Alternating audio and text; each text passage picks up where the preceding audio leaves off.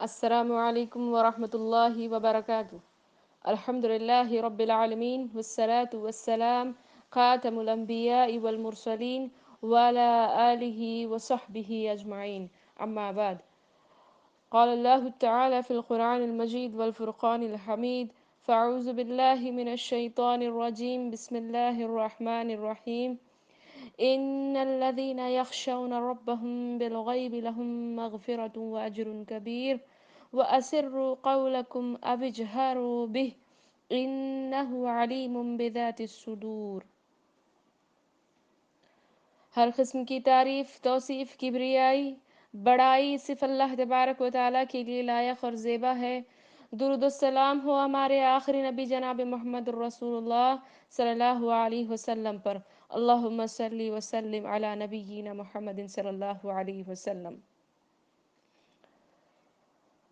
پچھلے درس میں الحمدللہ ہم نے سنا تھا کہ اللہ تعالیٰ نے پچھلی آیتوں میں جس میں ہم نے آیت نمبر 7 سے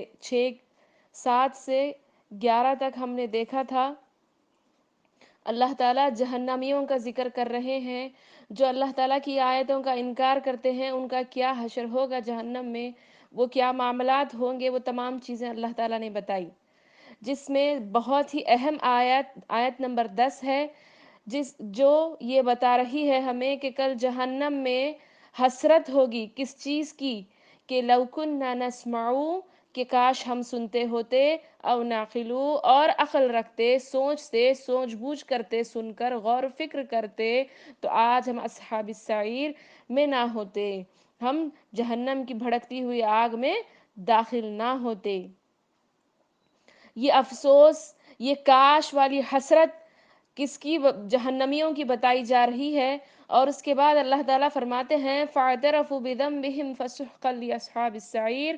اس طرح وہ اپنی غلطی کا اقرار کریں گے، اس طرح وہ اپنے گناہوں کا بِذَنب، اپنے گناہوں کا، اپنی کوتاہیوں کا، اپنے جو بے جا وقت کی بربادی کا وہ لوگ اپنی زبانوں سے ہی اقرار کریں گے، اور کیا ہوگا؟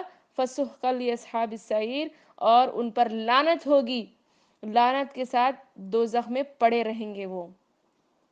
اس کے بعد آج کی آیت نمبر 12، یہ بھی ایک بہت اہم آیت ہے جس میں اللہ تعالیٰ ارشاد فرماتے ہیں ان الذین یخشون، بے شک جو لوگ، یخشون ڈرتے ہیں، ربہم اس کے رب سے، ڈرنا دیکھیے اللہ تعالیٰ بول رہے کہ جو لوگ ڈرتے ہیں اپنے رب سے، بالغیب لہم مغفرۃ واجر کبیر، اللہ تعالیٰ فرما رہے ہیں جو لوگ ڈرتے ہیں اللہ تعالیٰ سے، کیسا ڈرنا؟ غیب میں۔ غیب کے معنی کیا ہے؟ غیب کے معنی یہ ہیں کہ اللہ تعالیٰ سے اکیلے میں ڈرنا، یعنی کوئی دیکھے یا نہ دیکھے، وہ کیا ہے؟ اللہ تعالیٰ سے ڈرتا ہے اکیلے میں بھی، چاہے اس کو لوگ دیکھو یا نہ دیکھو۔ اس وقت ڈرنا فائدہ نہیں ہوگا جب ہمارے سامنے موت آ جائے، یا پھر ہم خبر میں ڈال دیے جائیں، یا پھر کل قیامت میں ہم جہنم کو اپنے آنکھوں کے سامنے دیکھ کر ڈرنا، وہ ڈرنا کام نہیں آئے گا۔ یہاں پر ایمان والوں سے بات ہو رہی ہے کہ جو لوگ ڈرتے ہیں، کب؟ جب بغیر دیکھے اللہ کو۔ دیکھیے آج ہم اللہ تعالیٰ کو دیکھے ہیں کیا؟ اس وقت سے ڈرتے ہیں جب وہ کوئی انہیں نہیں دیکھ رہا۔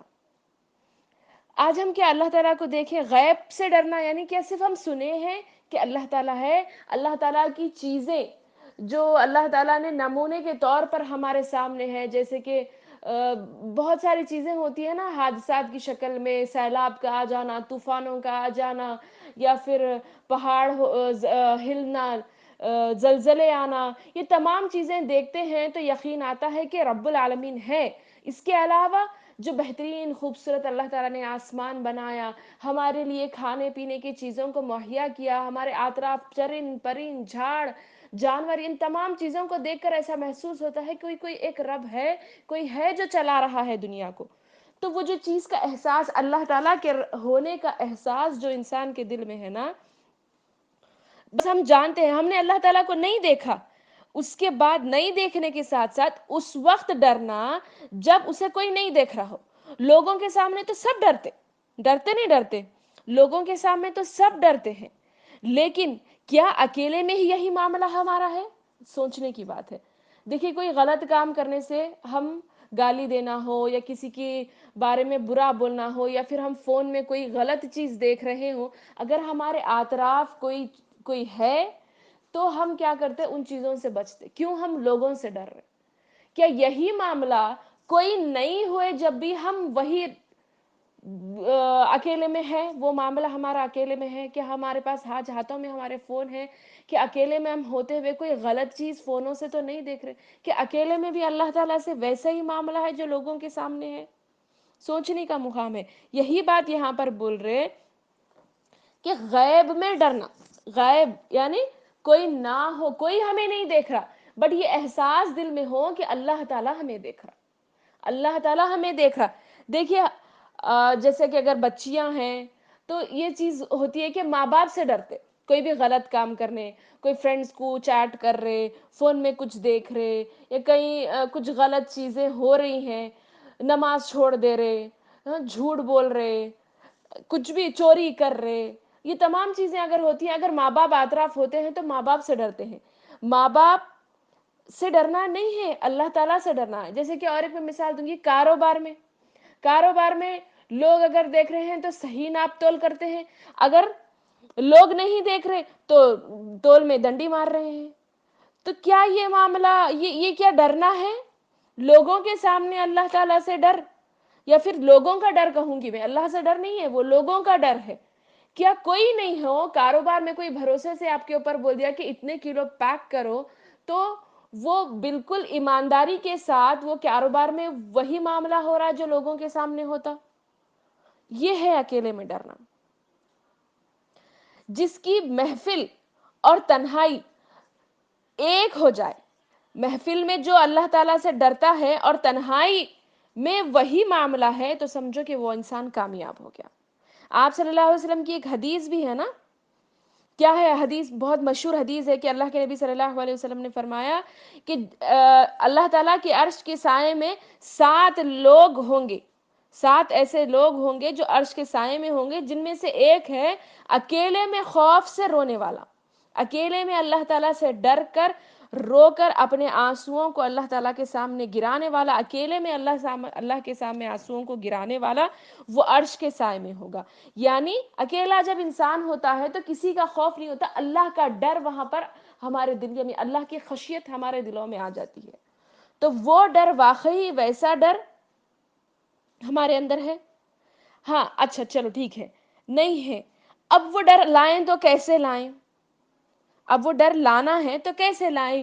یہ ڈر دیکھیے صرف اسی وقت پیدا ہوگا جب ہم قرآن کا علم حاصل کریں گے، اللہ تعالیٰ کی صفات کا علم حاصل کریں گے. ہمارے جو ہے نا، ہمارا ایک تصور یہ ہے کہ اللہ تعالیٰ کہ ایک رحیم والی جو صفت ہے، وہ رحیم والی صفت کو ہم پکڑے ہوئے ہیں، رحمان والی صفت کو پکڑے ہوئے ہیں. اللہ تعالیٰ بہت مہربان ہے. اس کے ساتھ ساتھ اللہ تعالیٰ کا ایک صفتی نام یہ ہے، قہار بھی ہے. اللہ تعالیٰ زبردست پکڑنے والا بھی ہے.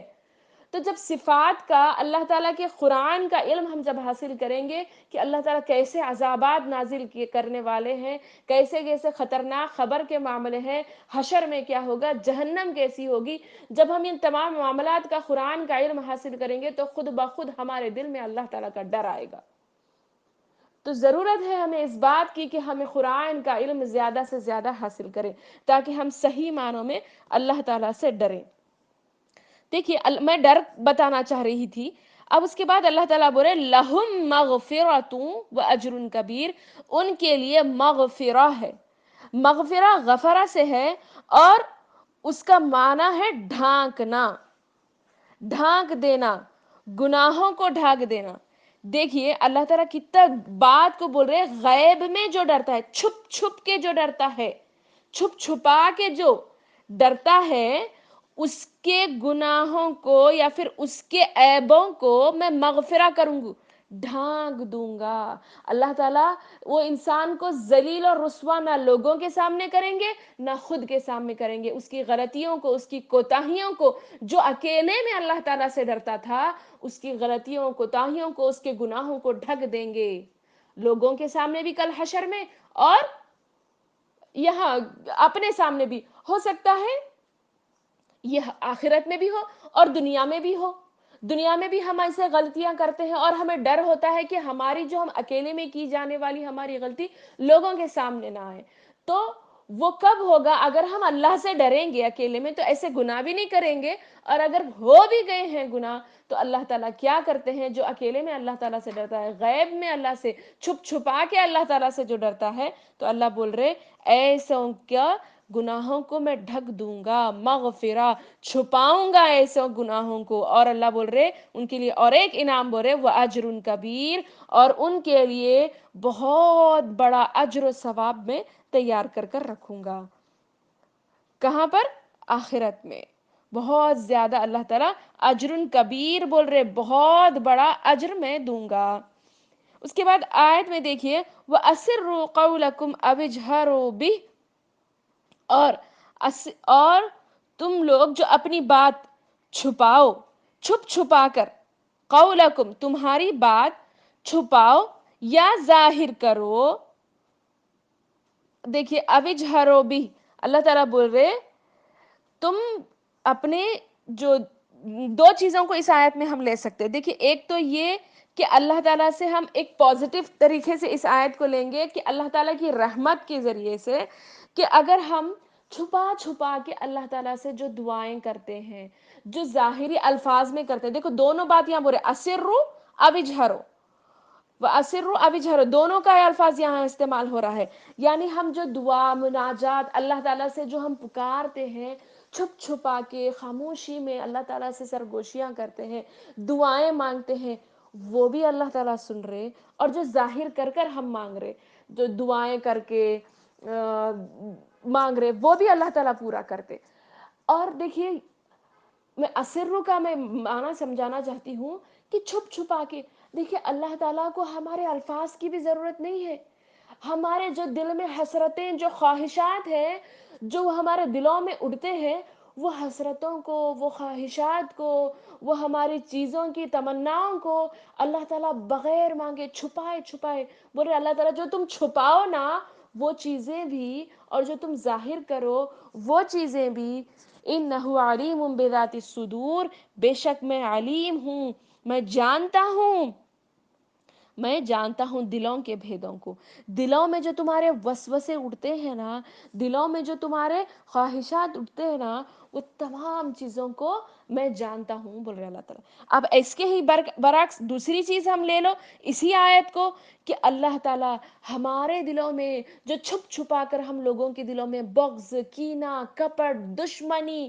لوگوں کے نقصان کرنے کے پلاننگز، تدبیریں، جو غلط چیزیں ہم کرتے ہیں لوگوں کے لیے، جو اپنے گناہوں کا ارتکاب ہم کرتے ہیں، چھپ چھپا کے گناہ اکیلے میں بھی کرتے ہیں، یا پھر اوجہرو، یا پھر ہرو،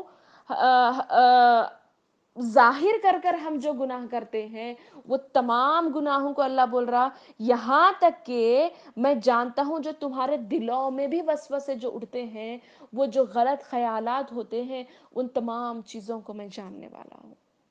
دونوں چیزیں یہ ہے کہ اللہ تعالیٰ ہر چیز سے واقف ہے، اللہ تعالیٰ علیم بول رہے، بہت جاننے والے ہیں اللہ تعالیٰ، ذرا نہیں، بہت جاننے والے ہیں۔ الا یعلم من خلق وهو اللطیف الخبیر، اللہ دیکھیے یہاں پر سوالیہ انداز میں بول رہے ہیں، سوالیہ انداز میں پوچھ رہے ہیں کہ کیا وہ نہیں جانے گا جس نے پیدا کیا؟ الا یعلم من خلق، جس نے تم کو پیدا کیا، کیا وہ نہیں جانے گا تمہارے اندر کیا ہو رہا؟ کتنا بہترین انداز میں اللہ سوال کر رہے، دیکھو تم ظاہر کرو یا تم چھپاؤ، وہ نہیں جانے گا جو تم نے پیدا کیا۔ دیکھیے ایک ماں کی ہی مثال لے لیجئے، ایک ماں اپنے بچے کو کیا ضرورت ہے اس کی عادت کے حساب سے ہی پہچان لیتی ہے۔ ایک ماں کو فوری معلوم ہو جاتا اس کی اولاد کو کیا چیز کی ضرورت ہے، وہ آتا ہے پریشانی میں پھرتا ہے تو ماں پہلے پوچھتی ہے کہ بیٹے کیا ہوا، تم کو کس چیز کی ضرورت ہے، تم کو بھوک لگی ہے یا پھر کھانا کھانا، یا پھر تم کوئی پریشانی میں ہو یا کوئی تکلیف میں ہو یا کوئی تم کو تکلیف دیا ہو یا پھر تم کسی کا نقصان کر کے آئے ہو، ماں فوری اس کے چہرے کو دیکھ کر پہچان لیتی ہے۔ تو اللہ تعالیٰ وہی بول رہے، جس نے تم کو پیدا کیا کیا وہ نہیں جانے گا تمہارے بارے میں؟ بے شک جانے گا۔ وَهُوَ اللطیف الخبیر۔